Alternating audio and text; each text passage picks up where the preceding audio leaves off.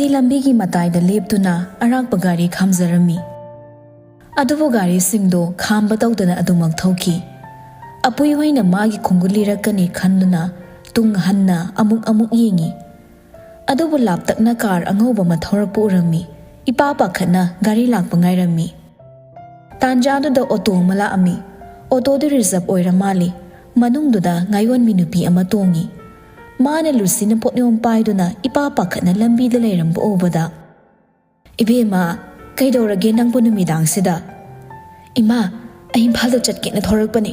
Ay bupatap amiyoy sing na padogi thorak pa da yung thadok to na lag pa ni. Hayma, lao. Nangi mabababu suna layri bro. Asum na gari tong khato na lag mini. Ima di lay kidre. Pabong ni ima to nang pura aga. Ima to na ay buku kino pa amada. Thazana basili aina madu yade madudagi imato na sinduna chimi amada aibu thazana basili aina madu yade madugi imato na sinduna aibu mi phatta sinduna phana ba torakpada ailona chelakpani o nangni pha chatoi sidi kanada chatoi ba khangde aina khangnaba nupa amale mai mana chatke tawbani madi kari lamdagi no mamingna kari kauba lamsu khangde Maming di loyanga ba kaubani police oibani adai di khangde luri ne tawrisidi lamsu khangdaba lamdu khangladi ai thinbiram ge tawbani nangi wa se luri ai su hayeng se sim gi mungda nga se yon ba chatkedabani aduda nangi do ai ga chatuna punna thimina ba taridana ngasidi thingi imagi yumda leithokrasi ai gi su kana mata leizade isaga punna leire loiredana Lucy magi aning ba apamba thongjarani khanna harang nu hoi haiduna yarami asumna makhoi mayang imphal yautuna ahaldugi yumda Lucy ga loina na changaklami wari haina punna tumine asumna numit to hoki somdana ngasidi me mama sadu phara dongna mapandu thoraklaga laidu katli mana ngan hagotla leirambaduda silaboyai du ngakna amana madu yingni me mada Noibu irumai thasarabro luzare ibungo lakni haibado magi ka do buloisilabra idaima magi ka di aini numit khudingi adum sengdoktana chamthoktana tawrisibo itaima khangbidrabrane magi mapi maroldo mafam marang amatta khangamaroi ai mukta changduna yingsinbige idaima aikhoi loyagi mapi marol su aikhoi silana sudok chamthoklaga nahadagi thamido bu khangdrabrane Adugi sharuk imungda changlaga potharaga leibiyo nasa sula adabanina nasado tik launa leinabai leitaba yadabani masini engang basidi hairaga mi majangki tanjadu da nupa ani changaklibado kananu haini yingi nupa amana tamo yumsibu ngarang ras hospital da bukhatlamba loyagi yum oibirabra boyai loyagi wa oibaduda imungi mi tani matagum nakanda puthoraktuna Mani, noini na mabu karam na khangiba. Akoy na mabu hospital na bukhatlambani. O, ngarang magi gari manungda magi phone mari amaga documents kharaga yawba bag ama thengnaba adu pizage na lakpani. Adugi oire, inausing noi saunuko. Haujikse yumda matha yamna sanariba adugini.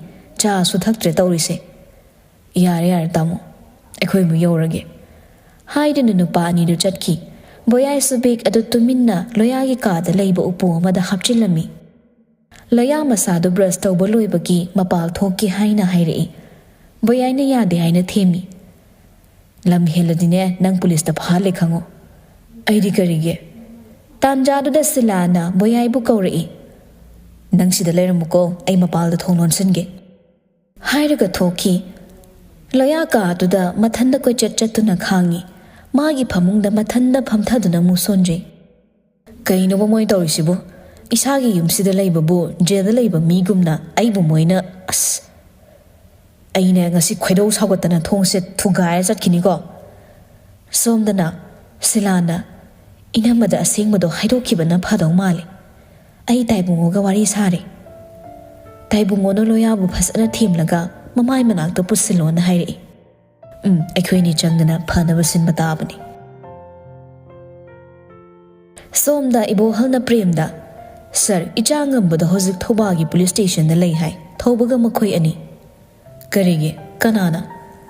ꯍꯥꯟꯅꯒꯤ inspector ꯂꯣꯌꯥ ꯍꯥꯏꯕ꯭ꯔꯥ ꯑꯗꯨꯅ ꯑꯣꯏꯔ ꯃꯥꯜꯂꯦ ꯌꯥꯏꯉꯪꯄꯣꯛꯄꯤꯗ ꯂꯥꯛꯄꯗ ꯑꯩꯈꯣꯏꯒꯤ ꯄꯣꯠꯇꯨꯒ ꯀꯣꯟꯅꯅ ꯐꯥꯕ ꯑꯣꯏꯔ ꯃꯥꯜꯂꯦ ꯑꯗꯣ ꯁꯥꯔꯅ ꯌꯥꯔꯒꯗꯤ ꯃꯣꯏꯅꯤꯕꯨ ꯂꯧꯊꯣꯛꯄꯤꯅꯕ ꯄ꯭ꯔꯦꯝ ꯐꯨꯛ ꯍꯧꯒꯠꯂꯒ ꯃꯈꯨꯠ ꯑꯗꯨꯅ ꯃꯃꯥꯏ ꯊꯝꯂꯒ ꯋꯥꯈꯜ ꯉꯥꯏꯍꯥꯛ ꯇꯨꯃꯤꯟꯅ ꯈꯟꯗꯨꯅ ꯂꯩ ꯑꯩ ꯍꯧꯖꯤꯛꯃꯛ ꯃꯣꯏꯕꯨ ꯊꯥꯗꯣꯛꯅꯕ SPꯗ ꯍꯥꯏꯒꯦ ꯑꯗꯣ ꯉꯝꯕꯒꯤ ꯐꯣꯟꯒꯗꯤ ꯄꯥꯎ ꯐꯥꯎꯅꯗꯕ꯭ꯔꯥ ꯊꯧꯕ ꯃꯣꯏ ꯑꯅꯤꯒꯤ ꯐꯣꯟ ꯑꯃꯠꯇ ꯆꯠꯇꯦꯅꯦ ꯑꯣ ꯐꯔꯦ ꯑꯗꯨꯗꯤ ꯑꯩꯈꯣꯏꯅꯤ ꯄꯨꯟꯅ ꯆꯠꯂꯨꯔꯁꯤ ꯍꯣꯏ ꯁꯥꯔ ꯍꯥꯏꯗꯨꯅ ꯃꯈꯣꯏ ꯑꯅꯤ ꯁ꯭ꯀꯣꯠꯀ ꯂꯣꯏꯅꯅ ꯆꯠꯈꯤ ꯁꯣꯝꯗꯅ ꯂꯨꯁꯤꯒ ꯑꯍꯟꯗꯨꯒ ꯄ꯭ꯔꯦꯝꯒꯤ ꯃꯌꯨꯝꯗ ꯉꯥꯔꯨꯕꯥꯛ ꯄꯨꯔꯛꯇꯨꯅ ꯂꯥꯛꯏ ꯂꯨꯁꯤꯗꯤ ꯏꯝꯐꯥꯜꯗ ꯑꯃꯨꯛꯇꯪ ꯆꯠꯇ꯭ꯔꯤꯕꯅꯤ ꯂꯝꯕꯤꯗ ꯂꯩꯔꯝꯂꯤꯕ ꯃꯤꯌꯥꯝꯅ ꯃꯥꯒꯤ ꯃꯑꯣꯡꯗꯨꯗ ꯌꯦꯡꯅꯔ ꯅꯣꯛꯅꯔꯝꯃꯤ ꯄ꯭ꯔꯦꯝ ꯍꯣꯏꯒꯤ ꯃꯌꯨꯝ ꯎꯕꯗꯨꯗ ꯂꯨꯁꯤ ꯑꯍꯟꯗꯨꯗ ꯍꯪꯂꯛꯏ ꯏꯃꯥ ꯁꯤꯒꯤ ꯃꯐꯝꯁꯤꯕꯨ ꯅꯣꯏꯒꯤ ꯒꯥꯔꯗꯦꯟ ꯍꯥꯏꯕꯗꯨꯔꯣ ꯂꯨꯁꯤꯅ ꯏꯆꯝ ꯆꯝꯅ ꯉꯥꯡꯂꯛꯄ ꯋꯥꯉꯥꯡꯗꯨꯗ ꯑꯍꯟꯗꯨ ꯅꯣꯛꯇꯨꯅ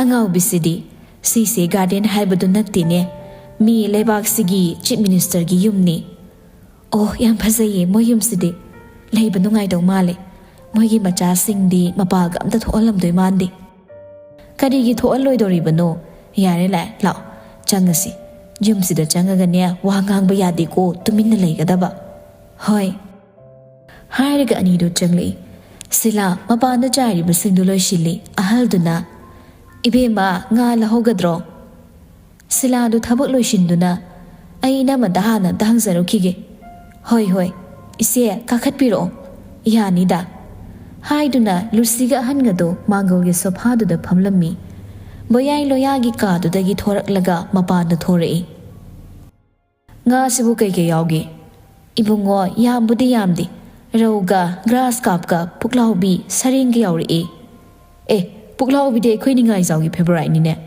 ꯍꯥꯏꯔꯒ ꯕꯣꯏꯂꯥꯏ ꯌꯦꯡꯈꯠꯂꯛꯏ ꯕꯣꯌꯥꯏ ꯂꯨꯁꯤ ꯎꯕꯗ ꯉꯛꯅ ꯍꯥꯟꯅ ꯊꯦꯡꯅꯈ꯭ꯔꯕ ꯃꯤꯁꯛꯀꯨꯝ ꯃꯨꯟꯅ ꯌꯦꯡꯉꯤ ꯑꯩꯕꯨ ꯏꯕꯦꯝꯃꯁꯤꯕꯨ ꯀꯗꯥꯏꯗ ꯑꯃ ꯊꯦꯡꯅꯈꯤꯕꯒꯨꯝ ꯑꯍꯟꯗꯨꯅ ꯀꯗꯥꯏꯗꯒꯤꯅꯣ ꯃꯁꯛ ꯃꯥꯟꯅꯕ ꯑꯣꯏꯔꯝꯅꯤꯗ ꯑꯉꯥꯡꯁꯤꯗꯤ ꯑꯔꯥꯞꯄꯗꯒꯤꯅꯤ ꯑꯣ ꯃꯁꯛ ꯃꯥꯟꯅꯕ ꯑꯣꯏꯔꯝ ꯇꯥꯔꯦ ꯇꯥꯟꯖꯥꯗꯨꯗ ꯃꯤ ꯑꯃ ꯊꯣꯔꯛꯂꯒ ꯀꯗꯥꯏ ꯉꯥꯗꯨꯕꯣ ꯏꯇꯩꯃ ꯄꯨꯛꯂꯥꯎꯕꯤꯁꯤ ꯑꯣꯏꯅ ꯂꯧꯔꯁꯤ ꯑꯩꯈꯣꯏ ꯂꯣꯌꯥꯅꯁꯨ ꯌꯥꯝ ꯄꯥꯝꯖꯕꯅꯤ ꯕꯣꯌꯥꯏꯅ ꯂꯣꯌꯥ ꯄꯜꯂꯛꯄꯗ ꯂꯨꯁꯤ ꯉꯛꯅ ꯂꯣꯌꯥ ꯍꯥꯏꯔꯤꯁꯤꯕꯨ ꯀꯅꯥꯅꯣ ꯑꯩꯈꯣꯏ ꯏꯇꯩꯃꯒꯤ ꯃꯆꯥꯅꯤ ꯑꯣ ꯃꯦꯝꯃ ꯑꯃꯨꯛ ꯂꯨꯁꯤꯗ ꯏꯕꯦꯝꯃꯕꯨ ꯑꯩꯒꯤ ꯏꯆꯥꯒ ꯍꯥꯟꯅ ꯈꯪꯅꯕ꯭ꯔꯣ ꯂꯨꯁꯤ ꯃꯥꯅ ꯈꯜꯂꯤꯕꯗꯣ ꯑꯣꯏꯔꯝꯂꯣꯏ ꯈꯜꯂꯗꯨꯅ ꯈꯪꯅꯗꯦꯗ ꯁꯨꯝ ꯍꯪꯕꯅꯤ ꯑꯣ ꯑꯗꯨꯗꯤ ꯏꯆꯦ ꯄꯨꯛꯂꯥꯎꯕꯤꯁꯦ KG 5 ꯇꯥꯕꯁꯦ ꯑꯣꯏꯅ ꯂꯧꯔꯒꯦ ꯑꯗꯨꯒ ꯔꯧꯁꯤꯅ KG 2 ꯇꯥꯕꯁꯦ ꯂꯧꯔꯒꯦ ꯁꯤ ꯑꯃꯅ ꯌꯥꯏꯔꯒꯦ ꯍꯣꯏ ꯍꯥꯏꯗꯨꯅ ꯉꯥꯗꯣ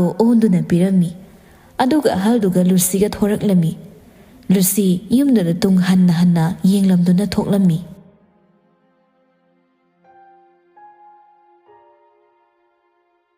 ꯁꯣꯝꯗꯅ ꯇꯣꯂꯦꯟꯅ ꯍꯦꯂꯦꯅꯥꯗ ꯂꯣꯌꯥ ꯃꯌꯨꯝꯗ ꯍꯜꯂꯛꯏ ꯍꯥꯏꯗꯨꯅ ꯇꯝꯃꯤ ꯍꯦꯂꯦꯅꯥꯗꯤ ꯂꯣꯌꯥ ꯍꯜꯂꯛꯏ ꯍꯥꯏꯕꯗꯨꯗ ꯍꯔꯥꯎꯕꯅ ꯈꯝ ꯊꯦꯡꯈ꯭ꯔꯦ ꯑꯗꯨꯒ ꯃꯃꯥ ꯃꯦꯝꯊꯣꯏꯅ ꯍꯥꯏꯔꯛꯏ ꯇꯥꯏꯕꯨꯡꯉꯣꯅ ꯍꯥꯏꯕꯗ ꯂꯣꯌꯥꯗꯨꯕꯨ ꯑꯦꯛꯁꯤꯗꯦꯟ ꯊꯣꯛꯄꯗ ꯀꯣꯛꯀꯤ ꯁꯔꯨꯛꯇ ꯈꯔ ꯀꯟꯅ ꯌꯩꯁꯤꯟꯈꯤꯕꯅ ꯃꯥꯒꯤ ꯅꯤꯡꯁꯤꯡꯕꯒꯤ ꯁꯛꯇꯤ ꯂꯣꯏꯅ ꯃꯥꯡꯈ꯭ꯔꯦ ꯍꯥꯏꯕꯗꯥꯏ ꯍꯦꯂꯦꯅꯥ ꯄꯥꯎꯗꯨ ꯇꯥꯕꯗ ꯃꯊꯃꯣꯏꯗ ꯆꯩꯅꯥ ꯑꯃꯗꯤ ꯐꯥꯎꯔꯝꯃꯤ ꯂꯣꯌꯥ ꯉꯝꯕꯕꯣ ꯄꯥꯕꯨꯡ ꯍꯧꯖꯤꯛ ꯃꯃꯣꯏꯗ ꯆꯠꯁꯦ ꯇꯍꯥꯒꯅꯨꯅꯦ ꯅꯪꯕꯣ ꯅꯨꯃꯤꯠ ꯈꯔꯅꯤ ꯂꯩꯔꯒꯅꯦ ꯑꯅꯥꯕ ꯍꯪꯕ ꯑꯣꯏꯅ ꯆꯠꯁꯦ ꯍꯥꯏꯔꯒ ꯍꯦꯂꯦꯅꯥ ꯃꯥꯏ ꯀꯥꯗ ꯆꯪꯈꯤ ꯃꯣꯏ ꯄꯥꯕꯨꯡ ꯏꯕꯨꯡꯉꯣ ꯂꯣꯌꯥꯅ ꯋꯥꯈꯜ ꯁꯣꯏꯔꯤꯉꯩꯁꯤꯗ ꯑꯩꯈꯣꯏ ꯍꯦꯂꯦꯅꯥꯁꯤ ꯃꯉꯣꯟꯗ ꯂꯨꯍꯣꯡꯕꯤꯔꯍꯧꯁꯤꯔꯥ ꯆꯠꯂꯣꯅꯦ ꯑꯁꯤꯕꯨ ꯋꯥꯅꯤꯅ ꯑꯁꯦꯡꯕꯅꯤ ꯃꯣꯏ ꯄꯥꯕꯨꯡ ꯅꯆꯥ ꯑꯉꯥꯎꯕꯤꯁꯤꯅ ꯂꯣꯌꯥꯗ ꯅꯠꯇ꯭ꯔꯗꯤ ꯌꯨꯝ ꯄꯥꯜꯂꯣꯏ ꯃꯥꯒꯤ ꯃꯆꯤꯟꯁꯤꯗ ꯂꯣꯌꯥꯗꯒꯤ ꯍꯦꯟꯗꯦ ꯃꯈꯣꯏ ꯄꯥꯕꯨꯡ ꯈꯪꯉꯤꯕ ꯅꯠꯇ꯭ꯔꯣ ꯂꯣꯌꯥꯅ ꯏꯕꯦꯝꯃꯕꯨ ꯀꯌꯥ ꯄꯥꯝꯕꯁꯨ ꯑꯣꯏꯗꯦ ꯃꯥꯅ ꯋꯥꯈꯜ ꯆꯣꯏꯔꯤꯉꯩꯁꯤꯗ ꯂꯨꯍꯣꯡꯕꯤꯍꯧꯕꯅ ꯐꯗꯣꯏꯔꯥ ꯁꯤꯒꯤ ꯍꯥꯏꯖꯕꯩ ꯋꯥꯅꯤ ꯅꯆꯥꯅꯨꯄꯤꯅ ꯃꯥꯒꯤ ꯋꯥꯈꯜꯗ ꯉꯥꯎꯗꯨꯅ ꯆꯠꯈ꯭ꯔꯕꯗꯤ ꯃꯣꯏ ꯄꯥꯕꯨꯡ ꯌꯦꯡꯕ ꯉꯝꯒꯗ꯭ꯔꯣ ꯍꯥꯟꯅ ꯂꯨꯍꯣꯡꯕꯤꯍꯧꯔꯗꯤ ꯃꯥꯅ ꯒ꯭ꯌꯥꯟ ꯇꯥꯔꯛꯂꯁꯨ ꯍꯨꯟꯗꯣꯛꯀꯦ ꯃꯤꯔꯥꯏꯒꯦ ꯀꯩꯁꯨ ꯌꯥꯔꯔꯣꯏ ꯃꯔꯥꯏꯕꯛꯀꯤꯅꯤ ꯈꯟꯗꯅ ꯑꯗꯨꯝ ꯂꯩꯃꯤꯟꯅꯔꯛꯈ꯭ꯔꯗꯧꯕꯅꯤ ꯍꯣꯏꯅꯦ ꯃꯃꯥ ꯑꯗꯨꯅ ꯐꯔꯗ꯭ꯔꯥ ꯏꯆꯥꯒꯤ ꯅꯤꯡꯖꯕꯁꯨ ꯊꯨꯡꯍꯧꯅꯕ ꯑꯩꯈꯣꯏꯒꯤ ꯑꯄꯥꯝꯕꯁꯨ ꯑꯣꯏꯕ ꯃꯁꯤꯅ ꯐꯔꯅꯤ ꯀꯥꯟꯅꯗꯦ ꯋꯥꯐꯝꯁꯦ ꯑꯩ ꯁꯥꯔꯗ ꯑꯃꯨꯛꯇ ꯍꯧꯗꯣꯛꯈꯤꯒꯦ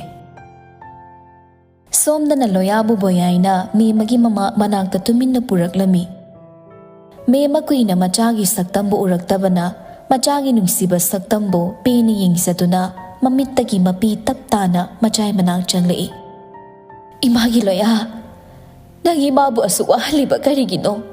ꯅꯪ ꯏꯃꯥ ꯋꯥꯔꯝꯅꯤ ꯀꯞꯐꯝꯒꯅꯤ ꯈꯪꯗꯕ꯭ꯔꯣ? ꯂꯣꯌꯥꯒꯤ ꯀꯣꯛ ꯌꯦꯠꯄꯗꯨ ꯎꯔꯒ ꯀꯣꯛꯁꯤꯅ ꯀꯔꯝꯃꯥꯏꯅ ꯇꯧꯔꯤꯕ? ꯈꯪꯗꯦꯗ, ꯀꯣꯛꯇ ꯈꯤꯇꯪ ꯁꯣꯛꯈꯤꯕ ꯑꯗꯨꯒꯤꯅꯤ꯫ ꯏꯃꯥꯒꯤ ꯏꯕꯨꯡꯉꯣ, ꯅꯪꯒꯤ ꯈꯟꯕꯗ ꯑꯩ ꯋꯥꯗꯕ ꯉꯝꯗꯦꯅꯦ꯫ ꯅꯪꯕꯨ ꯑꯩꯒꯤ ꯏꯃꯥ? ꯀꯩꯅꯣ ꯏꯁꯥꯅ ꯍꯥꯏꯔꯤꯗꯨꯕꯣ? ꯅꯪ ꯏꯃꯥꯕꯨ ꯍꯧꯖꯤꯛ ꯐꯥꯎꯕ ꯋꯥꯔꯧꯔꯤꯕꯔꯣ?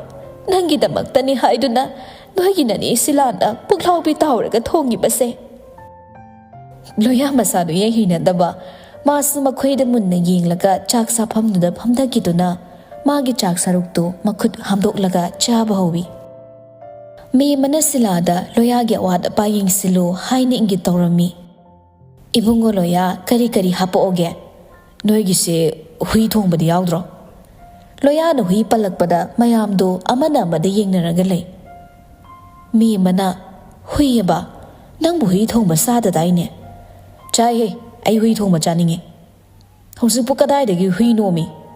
ꯉꯁꯤꯗꯤ ꯉꯥꯁꯦ ꯑꯗꯨꯝ ꯆꯥꯔꯣꯀꯣ, ꯃꯊꯪꯗ ꯅꯪꯒꯤ ꯍꯨꯏꯗꯣ ꯁꯣꯏꯗꯅ ꯄꯤꯖꯅꯤ꯫ ꯌꯥꯔꯦ ꯌꯥꯔꯦ, ꯅꯣꯏ ꯀꯅꯥꯝꯇ ꯑꯩꯅ ꯍꯥꯏꯕ ꯌꯥꯗꯦ꯫ ꯑꯩꯕꯨ ꯀꯥꯗ ꯏꯇꯣꯝꯇ ꯊꯣꯡ ꯂꯣꯟꯁꯤꯜꯂꯒ ꯊꯝꯕꯤꯕ, ꯏꯔꯨꯖꯒꯦꯁꯨ ꯅꯣꯏꯅ ꯂꯨꯍꯟꯗꯕ꯫ ꯂꯣꯌꯥꯒꯤ ꯋꯥꯍꯩꯗꯨꯗ ꯃꯦꯝꯃꯗꯤ ꯉꯛꯄ ꯑꯣꯏꯈ꯭ꯔꯦ꯫ ꯕꯣꯌꯥꯏꯒ ꯁꯤꯂꯥꯒꯗꯤ ꯃꯃꯤꯠ ꯑꯗꯨ ꯂꯪꯊꯣꯛꯅꯗꯨꯅ ꯌꯦꯡꯅꯩ꯫ ꯃꯦꯝꯃ ꯁꯤꯂꯥꯒ ꯕꯣꯌꯥꯏꯒꯗ ꯌꯦꯡꯉꯛꯂꯒ, ꯀꯩꯅꯣ ꯍꯥꯏꯔꯤꯁꯤꯕꯣ? ꯕꯣꯌꯥꯏ ꯅꯣꯛꯁꯤꯟꯅꯗꯨꯅ, ꯏꯇꯩꯃ, ꯑꯩꯈꯣꯏ ꯏꯕꯨꯡꯉꯣꯅ ꯍꯥꯏꯕꯕꯨ ꯋꯥ ꯑꯣꯏꯅ ꯂꯧꯔꯗꯅ꯫ ꯂꯣꯌꯥ ꯏꯁꯤꯡ ꯊꯛꯄ ꯂꯣꯏꯗꯨꯅ, ꯌꯥꯔꯦ, ꯑꯗꯨꯒꯤ ꯑꯃꯨꯛ ꯈꯠꯅꯔꯒꯦꯔꯣ? ꯅꯣꯏꯁꯨ ꯆꯥꯅꯕ ꯇꯧꯔꯣ, ꯑꯗꯨꯒ ꯃꯁꯤꯒꯤ ꯃꯀꯣꯛ ꯇꯥꯡꯕ ꯅꯨꯄꯥꯁꯦ ꯃꯌꯨꯝꯗ ꯊꯨꯅ ꯊꯤꯟꯗꯣꯛꯈꯣ ꯍꯥꯏꯔꯒ ꯂꯣꯌꯥ ꯃꯈꯨꯠ ꯑꯗꯨ ꯇꯩꯊꯣꯛꯂꯒ ꯃꯥꯒꯤ ꯀꯥꯗ ꯆꯪꯈꯤꯔꯝꯃꯤ꯫ ꯕꯣꯌꯥꯏꯅ ꯂꯣꯌꯥꯗ ꯌꯦꯡꯍꯧꯔꯗꯨꯅ, ꯀꯌꯥꯗꯅꯣꯅꯦ ꯃꯁꯦ? ꯃꯦꯝꯃ ꯃꯆꯥꯒꯤ ꯉꯁꯤꯒꯤ ꯃꯑꯣꯡ ꯃꯇꯧ ꯋꯥꯉꯥꯡ ꯁꯉꯥꯡꯗꯨꯗ ꯑꯉꯛꯄ ꯄꯥꯈꯠꯄꯅ ꯄꯤꯛ ꯊꯜꯂꯝꯃꯤ꯫ ꯕꯣꯌꯥꯏ, ꯁꯤꯂꯥ, ꯀꯔꯤꯅꯣ ꯏꯕꯨꯡꯉꯣꯕꯨ ꯁꯦꯔꯥꯟ ꯇꯨꯔꯥꯟ ꯉꯥꯡꯉꯤꯁꯤꯕꯣ? ꯂꯝꯕꯤ ꯂꯝꯈꯥꯡꯗꯒ ꯐꯠꯇꯕ ꯂꯥꯏ ꯇꯤꯟꯒ ꯑꯣꯛꯅꯔꯛꯂꯕ ꯖꯥꯠꯂꯥ? ꯑꯩ ꯃꯥꯒꯤ ꯃꯑꯣꯡꯁꯦ ꯆꯤꯡꯅꯗꯕ ꯉꯝꯗꯦ꯫ ꯁꯤꯂꯥ ꯕꯣꯌꯥꯏ ꯌꯦꯡꯅꯗꯨꯅ, ꯏꯅꯝꯃ, ꯑꯗꯨꯁꯨ ꯆꯨꯝꯃꯤ ꯄꯣꯠꯅꯤ꯫ ꯑꯗꯣ ꯃꯥꯒꯤ ꯃꯃꯥꯟꯅꯕꯁꯤꯡꯒ ꯈꯠꯅ ꯆꯩꯅꯕꯒ ꯊꯣꯛꯇꯅ ꯀꯔꯤꯒꯨꯝꯕ ꯃꯀꯣꯛꯇ ꯁꯣꯛꯈꯤꯗꯨꯅ ꯋꯥꯈꯜ ꯃꯥꯡꯕ ꯍꯥꯏꯕꯗꯨ ꯑꯣꯏꯔꯝꯕꯁꯨ ꯌꯥꯔꯦ꯫ ꯍꯩꯃꯥ, ꯑꯗꯨꯁꯨ ꯈꯟꯅꯕ ꯌꯥꯏ꯫ ꯍꯌꯦꯡꯗꯣ ꯗꯣꯛꯇꯔꯗ ꯑꯃꯨꯛꯇ ꯄꯨꯗꯨꯅ ꯌꯦꯡꯕꯅ ꯐꯔꯣꯏꯗ꯭ꯔꯥ? ꯐꯅꯤ ꯏꯅꯝꯃ, ꯅꯣꯏꯒꯤ ꯁꯤꯌꯦꯝꯅꯅꯦ ꯑꯩꯗꯤ ꯔꯥꯖꯅꯤꯇꯤ ꯇꯧꯔꯤꯕꯅꯤ ꯍꯥꯏꯗꯅ ꯌꯨꯝꯁꯤꯗ ꯅꯣꯡꯃꯇ ꯂꯩꯕ ꯅꯠꯇꯦ꯫ ꯏꯃꯨꯡꯒꯤ ꯑꯣꯏꯕ ꯋꯥꯔꯤ ꯋꯥꯇꯥꯏ ꯍꯥꯏꯕ ꯑꯃꯁꯨ ꯂꯩ, ꯃꯗꯨꯁꯨ ꯃꯇꯝ ꯂꯩꯇꯦ ꯃꯉꯣꯟꯗ꯫ ꯍꯟꯗꯛꯁꯨ ꯚꯣꯠꯀꯤ ꯃꯌꯥ ꯑꯣꯏꯁꯤꯜꯂꯛꯄꯅ ꯃꯥꯗꯤ ꯌꯨꯝꯗ ꯍꯜꯂꯛꯂꯔꯣꯏ꯫ ꯑꯩꯗꯤ ꯚꯣꯠꯀ ꯂꯦꯞꯄꯤꯔꯅꯣꯅ ꯍꯥꯏꯕꯅꯤ꯫ ꯃꯥꯒꯤ ꯁꯦꯜꯗꯨꯅ ꯀꯔꯤꯕꯨ ꯇꯧꯗꯣꯏꯅꯣ? ꯏꯆꯥꯅ ꯅꯥꯔꯒ ꯂꯩꯔꯒ ꯃꯥꯒꯤ ꯁꯦꯜꯗꯨꯅ ꯏꯆꯥꯗꯒꯤ ꯍꯦꯟꯅ ꯂꯨꯕ꯭ꯔꯕ? ꯑꯁ ꯈꯪꯗ꯭ꯔꯦꯗ ꯁꯤꯂꯥ, ꯑꯩ ꯀꯣꯛ ꯌꯥꯝꯅ ꯉꯥꯎꯏꯀꯣ꯫ ꯕꯣꯌꯥꯏ ꯁꯤꯂꯥꯗ ꯃꯦꯝꯅ ꯋꯥꯈꯜ ꯅꯨꯡꯉꯥꯏꯇꯅ ꯂꯩꯔꯤꯕꯗꯣ ꯊꯦꯝꯃꯨ ꯍꯥꯏꯅ ꯏꯪꯒꯤꯠ ꯇꯧꯏ꯫ ꯏꯅꯝꯃ, ꯈꯟꯖꯤꯜꯂꯨꯔꯅꯨꯁꯦ, ꯍꯌꯦꯡ ꯑꯩꯈꯣꯏ ꯇꯥꯃꯣꯒꯅꯦ ꯄꯨꯟꯅ ꯗꯣꯛꯇꯔ ꯆꯠꯂꯒ ꯂꯣꯏꯔꯗꯨꯕꯨ, ꯀꯥꯟꯅꯗꯦ, ꯆꯥꯛ ꯆꯥꯊꯣꯛꯅꯕ ꯇꯧꯔꯁꯤ꯫ ꯁꯣꯝꯗꯅ ꯊꯦꯡꯉꯁꯨ ꯊꯦꯡꯅ ꯄ꯭ꯔꯦꯝ ꯏꯕꯣꯍꯜ ꯄꯨꯂꯤꯁꯇ ꯂꯥꯛꯇꯨꯅ ꯉꯝꯕ ꯊꯧꯕ ꯐꯥꯖꯤꯜꯂꯒ ꯊꯝꯂꯤꯕ ꯖꯦꯂꯔꯗ ꯊꯥꯗꯣꯛꯅꯕ ꯍꯥꯏꯔꯝꯃꯤ꯫ ꯑꯗꯨꯕꯨ ꯁꯨꯛꯌꯥ ꯌꯥꯔꯝꯗꯦ꯫ ꯏꯕꯣꯍꯜꯅ ꯅꯨꯄꯥ ꯑꯗꯨꯒꯤ ꯑꯅꯝ ꯀꯟꯕ ꯍꯥꯏꯅ ꯇꯥꯟꯅꯕ ꯌꯥꯗꯕꯗꯨꯗ ꯁꯥꯎꯅ ꯈꯣꯟ ꯈꯔ ꯀꯜꯂꯞꯅ ꯍꯥꯏꯔꯛꯏ꯫ ꯍꯦ, ꯋꯥ ꯌꯥꯝꯅ ꯁꯥꯡꯅ ꯉꯥꯡꯅꯕꯒꯤ ꯀꯩꯁꯨ ꯃꯊꯧ ꯇꯥꯗꯦ꯫ ꯅꯪꯒꯤ ꯑꯄꯥꯝꯕ ꯑꯦꯃꯥꯎꯟꯇꯨ ꯀꯌꯥꯅꯣ ꯍꯥꯏꯔꯣ, ꯑꯩ ꯍꯧꯖꯤꯛꯃꯛ ꯄꯤꯒꯦ꯫ ꯑꯩꯅ ꯉꯁꯥꯏꯗꯩ ꯍꯥꯏꯖꯔꯤꯕꯁꯦ ꯁꯥꯔ ꯍꯣꯏ ꯚꯥꯞ ꯇꯥꯕꯤꯗ꯭ꯔ ꯃꯥꯜꯂꯦ꯫ ꯑꯩ ꯁꯥꯔ ꯂꯣꯌꯥꯒꯤ ꯑꯌꯥꯕ ꯌꯥꯎꯗꯅ ꯊꯥꯗꯣꯛꯄ ꯉꯝꯖꯔꯣꯏ꯫ ꯁꯥꯔ, ꯃꯊꯛ ꯊꯣꯡꯕꯒꯤ ꯋꯥꯕꯨ ꯊꯧꯑꯣꯏ ꯎꯁꯤꯠꯇꯕ, ꯁꯤꯕꯨ ꯁꯥꯔ ꯇꯨꯃꯤꯟꯅ ꯂꯦꯞꯇꯨꯅ ꯂꯩꯔꯤꯁꯤꯕꯨ? ꯄ꯭ꯔꯦꯝꯅ, ꯏꯕꯨꯡꯉꯣ, ꯐꯖꯅ ꯋꯥꯔꯤ ꯁꯥꯁꯤ꯫ ꯅꯪ ꯑꯩꯈꯣꯏ ꯏ ꯃꯁꯦꯜꯅꯤꯅꯦ, ꯑꯗꯨꯅ ꯌꯥꯔꯤꯈꯩ ꯈꯠꯅ ꯆꯩꯅꯕ ꯌꯥꯎꯗꯅ ꯒ꯭ꯌꯥꯟ ꯇꯥꯅ ꯋꯥꯔꯤ ꯁꯥꯟꯅꯁꯤ꯫ ꯑꯩꯗꯤ ꯍꯥꯟꯅꯁꯨ ꯍꯥꯏꯖꯔꯤꯗꯨꯅꯤ, ꯑꯩ ꯃꯈꯣꯏꯕꯨ ꯊꯥꯗꯣꯛꯄ ꯉꯝꯃꯣꯏ꯫ ꯅꯨꯄꯥ ꯑꯗꯨꯒꯤ ꯋꯥꯉꯥꯡꯗꯨ ꯊꯧꯕꯅ ꯇꯥꯔꯗꯨꯅ ꯉꯝꯕꯅ ꯍꯥꯏꯔꯛꯏ꯫ ꯃꯁꯤꯒꯤ ꯑꯣꯐꯤꯁꯔ ꯁꯣꯏꯅꯥꯎꯁꯦ ꯉꯁꯤ ꯂꯣꯏꯁꯤꯟꯅꯤꯀꯣ꯫ ꯇꯥꯟꯖꯥꯗꯨꯗ SP ꯅ, ꯀꯩꯗꯧꯅꯔꯒꯦ ꯁꯥꯔ? ꯑꯁꯨꯛ ꯊꯦꯡꯉꯀꯥꯟꯁꯤꯗ ꯀꯅꯥ ꯀꯩꯗꯧꯕ ꯌꯥꯎꯕꯤꯕꯒꯦ? ꯄ꯭ꯔꯦꯝꯅ, ꯀꯩꯁꯨ ꯇꯧꯕ ꯅꯠꯇꯦꯗ, ꯑꯩꯈꯣই ꯑꯉꯥꯡꯁꯤꯡ ꯅꯣꯏꯒꯤ ꯁ꯭ꯇꯦꯁꯟꯗ ꯂꯩꯕ ꯑꯣꯐꯤꯁꯔꯅ ꯐꯥꯖꯤꯟꯈꯤ ꯍꯥꯏꯕꯗꯨꯗ ꯂꯧꯊꯣꯛꯅꯕ ꯁꯨꯝ ꯂꯥꯛꯏꯕ꯫ SP ꯅ, ꯍꯩ, ꯀꯩꯅꯣ ꯅꯣꯏꯅ ꯃꯤ ꯃꯁꯛ ꯈꯪꯗ꯭ꯔꯤꯕꯁꯦ? ꯂꯥꯛꯂꯤꯕ ꯃꯤꯁꯦ ꯅꯪꯅꯁꯨ ꯈꯪꯂꯕ ꯃꯤ ꯅꯠꯇ꯭ꯔꯣ? ꯁꯥꯔ ꯍꯣꯏꯒꯤ ꯃꯤ ꯍꯥꯏꯔꯤꯕꯁꯦ ꯊꯥꯗꯣꯛꯎꯅꯦ ꯍꯧꯖꯤꯛꯃꯛ꯫ ꯁꯥꯔ, ꯃꯇꯧ ꯀꯔꯝꯅ ꯃꯈꯣꯏꯕꯨ ꯊꯥꯗꯣꯛꯀꯅꯤ? ꯁꯥꯔ ꯂꯣꯌꯥꯒꯤ ꯑꯌꯥꯕ ꯌꯥꯎꯗꯅ ꯑꯩ ꯊꯥꯗꯣꯛꯄ ꯉꯝꯖꯔꯣꯏ꯫ ꯃꯥꯒꯤ ꯑꯌꯥꯕ ꯌꯥꯎꯗꯕ ꯑꯩꯅ ꯍꯥꯏꯔꯤꯁꯤꯅꯤ꯫ ꯁꯥꯔ, Hey, aina haisini. Nupa adu mathak thongbana hairakpadunda hiktok pangamdaduna thadoklammi. Ibohaldi moina ngammi haina mangakadu haigatlaga furit collar du thangatli. Ngamba thaubasu moina ngammi haina usittana hairei. Matung manaudi aikoina haibin joko. Thaubana amu kaanadabada matam manghalline se. Ngambana pabung lao chatlase. Ngaiko nangi phone loina op thamiduna karige. Aidi kawidana. Madugi loya haibaduna loina khoptuna pukhredana. Thauba nangi su op leine. Tamo aigi su loi pukhrabani. Oh, mana loina pukhraba. Lao chatnaba tawse lao. Nupa adu register file puthoraktuna amukta ngaibiko sida sainamta ngamba thauba nupa adu sittana yenglaga amamumta oina sign tawrami. Makhoi loina thokhirami. Thaubadi nupa adu da hairaklammi. Matung manaw mi masar khra khangu. Aikoina haibasida nanga kalladi aikoigi lista yawba taba. Aduna nasado natin yotharamunna khallo. Hairaga thaubasu thoki. Nupa adu mathauna amata phudokpa ngamda masa mathanda khutsa adu paisinaraga khangzai. Somda lushi tumba yadabagi inthamthagi ingba matamga oibaga phaisap supjallaga makhuruda mamai adu thamduna mathanda khanjarami. Aina wabase nangladi khanglamloiko.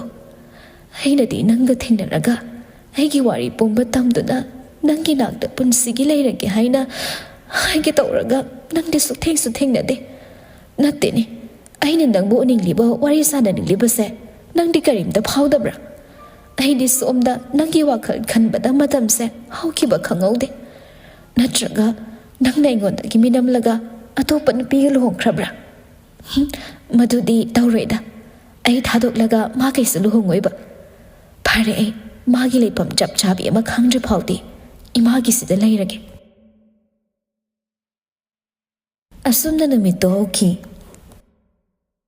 pari ayoki breakfast tawduna laisnaga lingselga punna wari sanarami laisna na mabungna tamliba wadu thazadana ahiri am nokningida hana natro ngauri tawra ngausanarami do aduga huzikna memory loss oire kaina kariba adubu ngamba kaweba adu hairambaduna loya ngamba kawramaba adu su CID inspector adu da sunatana CM gi macha oiramaba kanade tamo machin thirini CM gi macha oiragabu kaigi mana macha makhraga pauche da haptriba tamo mina haisinbada thazabiru nuko madugi nupa adu da ku huran mani pari gi wa adu phagi oina laisna na larokpaduda pari khon kalap naire masi yengune mina aise mai makokta kemta khandene aidi haijarosini nangi ngambaga pundana chaminnabu khotpado yaroiko karigiya huranbaduna tamoda oida baza haizillaga tamona sum thazarisibo matung manaw madui pado yumside pusilakpada aina kedongi yengudana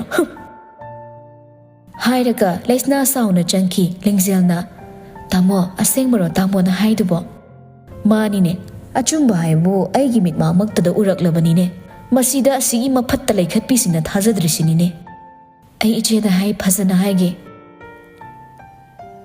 somdana lucy ahanduga loinana ima kaithal karaktuna nga singdu yonminne chinglen sanare su chak toktuna kaithal da nga leigi haina laklammi mama machadu sumsum nga du ying duna lai sanare khara lamlakna lucy bu raklami aduga yam ngakna chinglen gi makhut adu nomaktuna ibungo chinglen na kaidorage ima yingune he ahada nupim chama phamduna leiribase chinglen su yinge kaino asibu chanu oiramoida masakku mama na bo oiramnida ado amabu oire changnuna kanano karino dudi hangmana phaidana hoima haiduna lucy gi manak tamna lai sanareina lushida hana yingdana nga du lakpa miwi oina nga du yingduna hairei ise nga sibu kya no chinglen na lucy de yinglaga ima akhoi loya di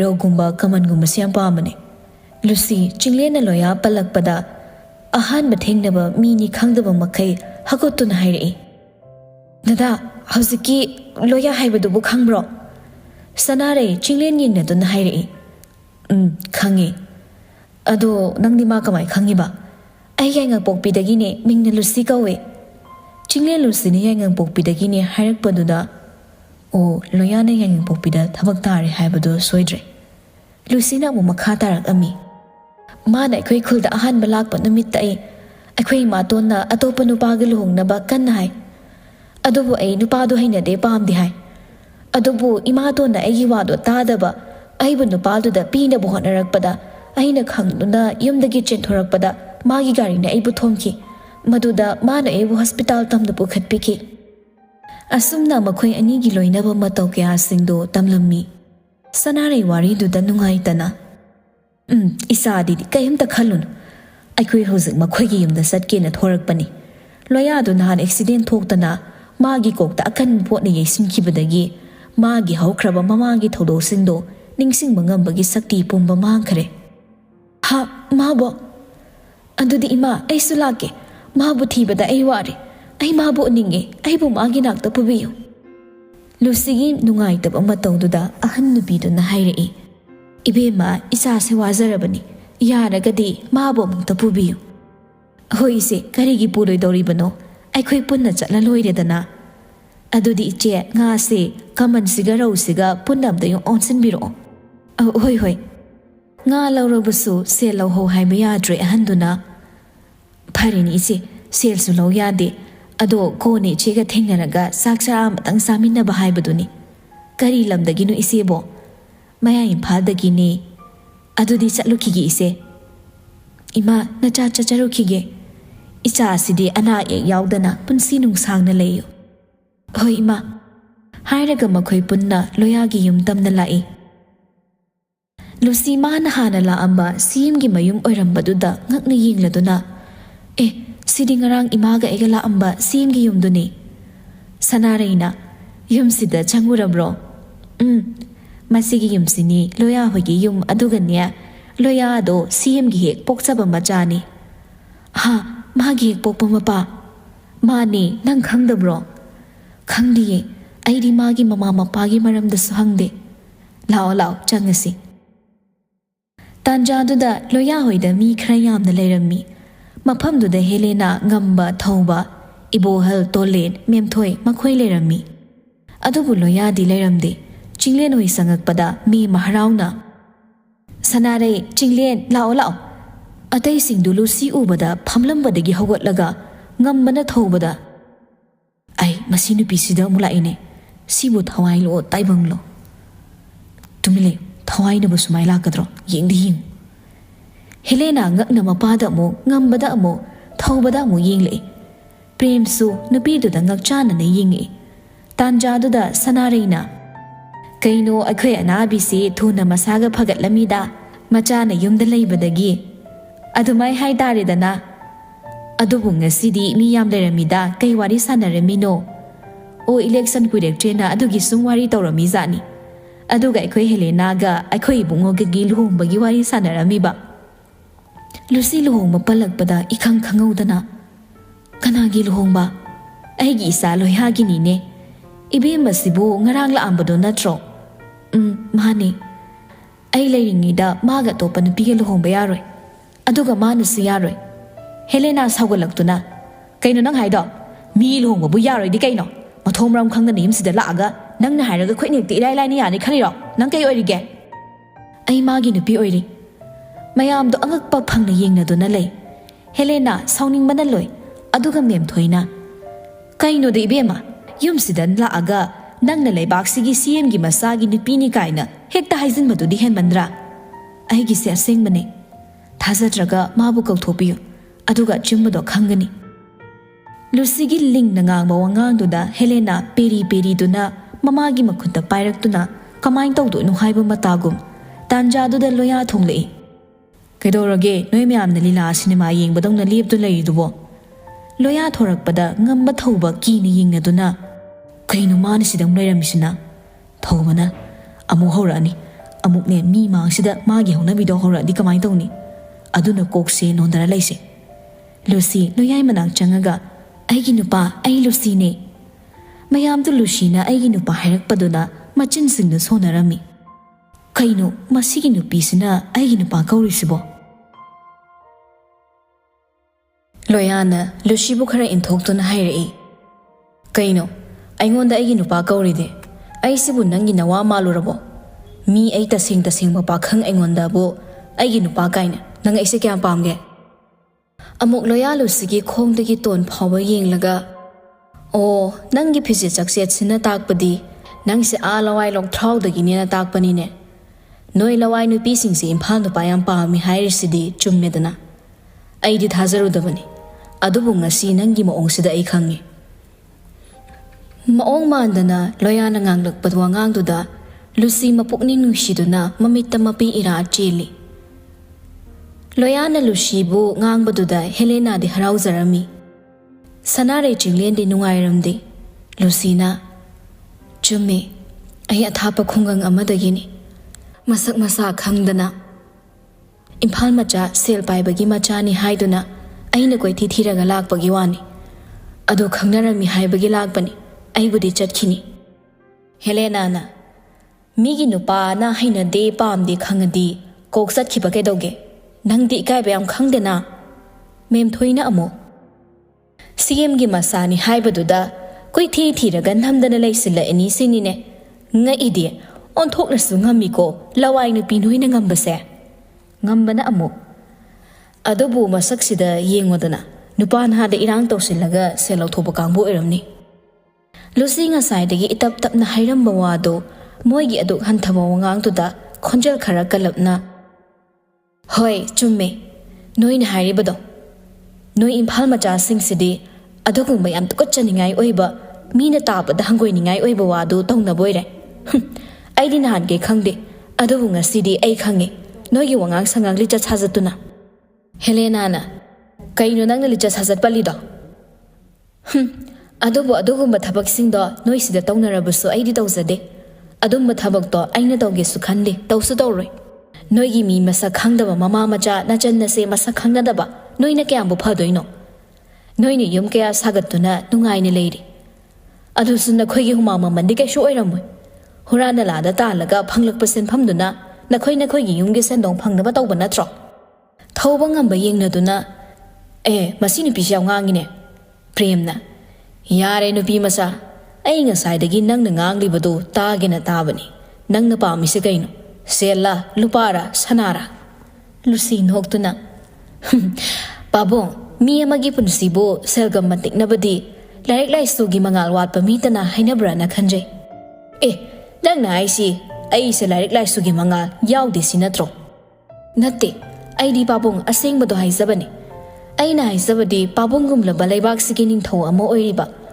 ꯑꯃꯅ ꯑꯁꯨꯝꯕ ꯋꯥꯉꯥꯡ ꯁꯉꯥꯡꯁꯦ ꯉꯥꯡꯍꯟꯖꯅꯤꯡꯗꯦ ꯍꯥꯏꯕꯒꯤ ꯋꯥꯅꯤ ꯄ꯭ꯔꯦꯝꯗꯨ ꯈꯩꯗꯧ ꯁꯥꯎꯒꯠꯄꯅ ꯃꯆꯤꯟꯗꯣ ꯎꯝꯁꯤꯜꯂꯗꯨꯅ ꯑꯁꯥꯎꯕꯗꯣ ꯈꯥꯡꯉꯤ ꯂꯣꯌꯥꯅ ꯌꯥꯔꯦ ꯉꯁꯥꯏꯗꯒꯤ ꯅꯪꯅ ꯉꯥꯡꯂꯤꯕꯗꯣ ꯇꯥꯒꯦꯅ ꯇꯥꯕꯅꯤ ꯅꯪꯒꯨꯝꯕꯅꯁꯨ ꯑꯩꯒꯤ ꯄꯥꯕꯨꯡꯗ ꯑꯗꯨꯝꯅ ꯉꯥꯡꯕꯒꯤ ꯅꯠꯇꯤꯛꯂꯥ ꯆꯠꯂꯣ ꯅꯁꯛꯇꯨ ꯌꯦꯡꯅꯤꯡꯗꯦ ꯆꯠꯈ꯭ꯔꯣ ꯆꯠꯂꯣ ꯍꯥꯏꯗꯨꯅ ꯂꯨꯁꯤꯕꯨ ꯈꯔ ꯏꯜꯂꯝꯃꯤ ꯃꯈꯣꯏꯅ ꯋꯥ ꯉꯥꯡꯅꯕꯒꯤ ꯃꯈꯣꯟꯗꯨ ꯇꯥꯔꯗꯨꯅ ꯕꯣꯌꯥꯏ ꯁꯤꯂꯥꯁꯨ ꯊꯣꯛꯂꯛꯏ ꯂꯨꯁꯤ ꯍꯟꯗꯛꯇꯤ ꯂꯣꯌꯥꯅ ꯁꯥꯐꯨ ꯀꯟꯅ ꯏꯜꯂꯛꯄꯅ ꯂꯩꯃꯥꯏꯗ ꯇꯨꯁꯤꯜꯂꯤ ꯃꯥꯒꯤ ꯈꯨꯠꯅꯤꯡꯒꯤ ꯁꯔꯨꯛꯇꯨ ꯈꯔ ꯋꯥꯠꯂꯝꯃꯤ ꯍꯦꯂꯦꯅꯥ ꯌꯥꯝ ꯎꯁꯤꯠꯇꯅ ꯅꯣꯛꯂꯒ ꯃꯃꯥꯒ ꯌꯦꯡꯅꯤ ꯂꯨꯁꯤ ꯃꯐꯤ ꯃꯔꯣꯜ ꯁꯦꯝꯗꯨꯅ ꯍꯧꯒꯠꯂꯛꯂꯒ ꯑꯩꯅ ꯃꯐꯝꯁꯤꯗ ꯂꯥꯛꯏꯕꯁꯦ ꯅꯪꯒꯤ ꯅꯥꯛꯇ ꯂꯥꯛꯇꯨꯅ ꯑꯩꯒꯤ ꯑꯋꯥꯕ ꯋꯥꯔꯤꯁꯤꯡꯗꯣ ꯇꯝꯒꯦ ꯍꯥꯏꯅ ꯂꯥꯛꯄꯅꯤꯀꯣ ꯑꯗꯨꯒ ꯅꯪꯅ ꯑꯩꯕꯨ ꯃꯤꯇꯣꯞ ꯑꯃꯒꯨꯝ ꯏꯟꯊꯣꯛꯂꯕ ꯅꯪꯒ ꯑꯩꯒ ꯀꯔꯤ ꯃꯔꯤ ꯂꯩꯅꯗꯅ ꯋꯥꯔꯤ ꯁꯥꯟꯅꯗꯣꯏꯅꯣ ꯂꯩ ꯌꯥꯝꯅ ꯂꯩ ꯑꯩꯈꯣꯏ ꯑꯅꯤꯒꯤ ꯑꯣꯏꯕ ꯋꯥꯔꯤ ꯍꯥꯏꯔꯒ Lucy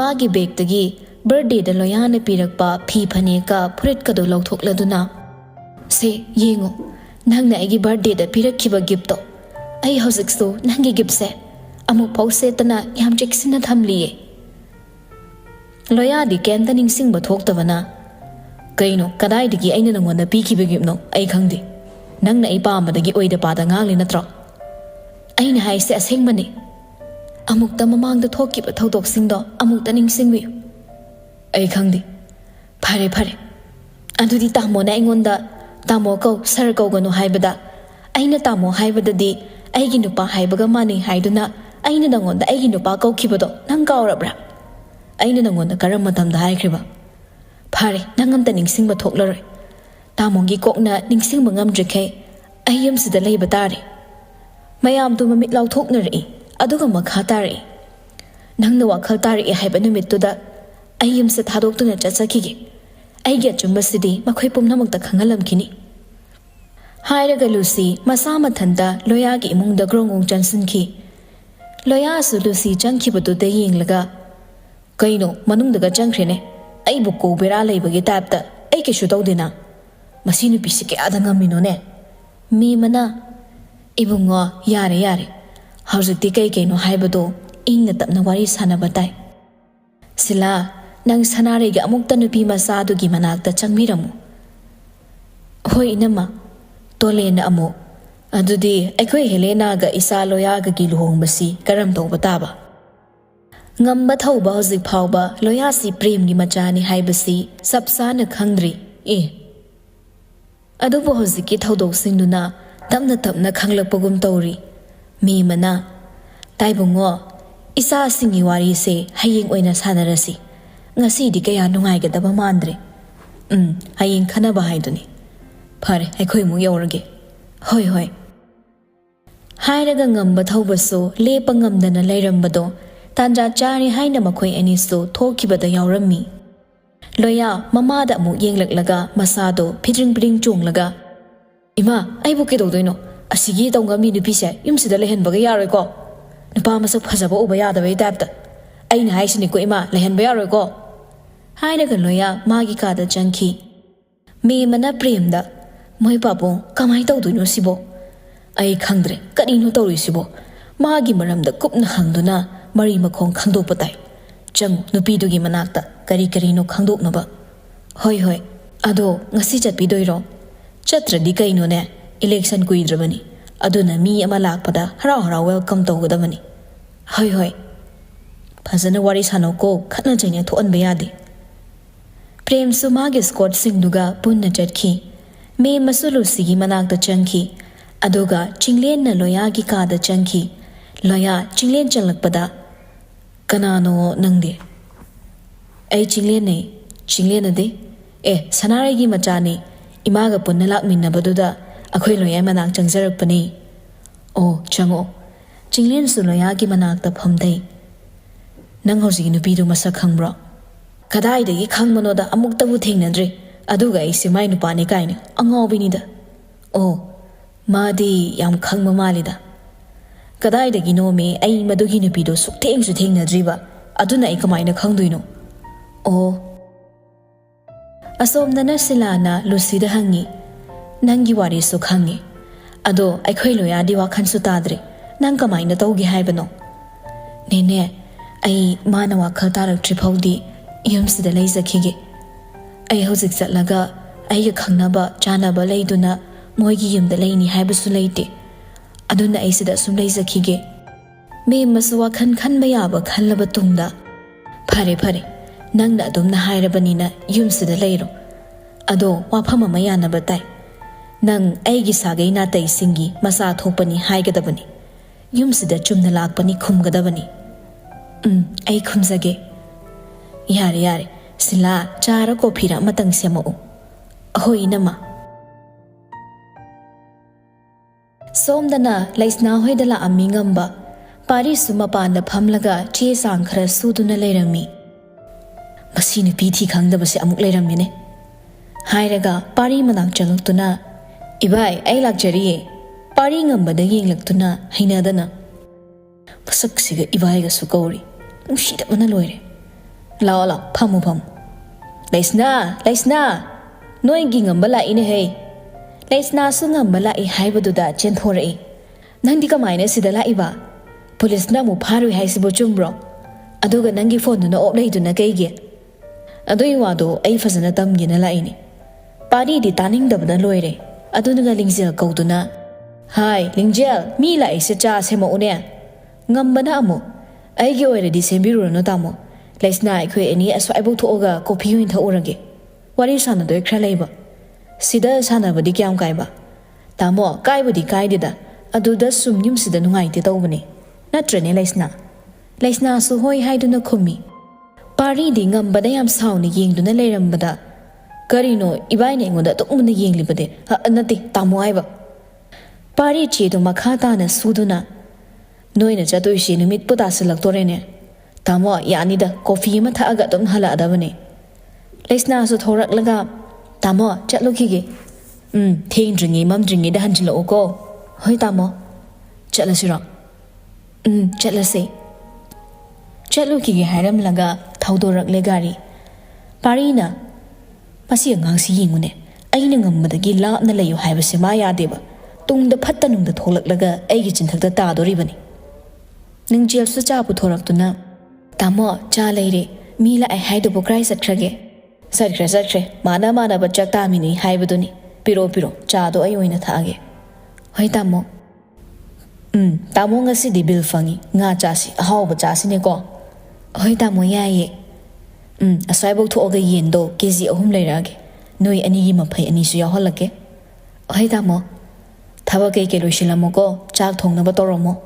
Adongaiko. Ngasai les nana nangi put it ani pirak padubu, Palma Brune. Pamitamo, Machusi ampase.